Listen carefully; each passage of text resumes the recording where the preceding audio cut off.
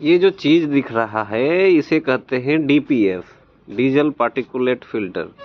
और इसी में ही जो साइलेंसर के धुआं होते हैं वो इसी में स्टोर हो जाते हैं कार्बन टाइप से। इस टाइप से देखिएगा, यहाँ सूट लोड भरने के कारण हम लोग इसको साफ कर रहे हैं। इस गाड़ी में सूट लोड जो है बढ़ गया था, इसीलिए हम लोग इसको अभी क्लीन कर रहे हैं। खोल के ऑटोमेटिक क्लीन करेंगे। मार ले।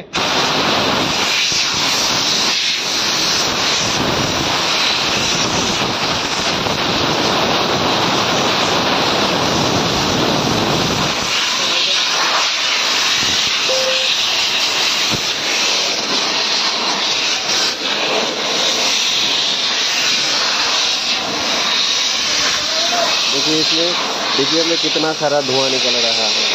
ये पार्टिकुलेट ये है,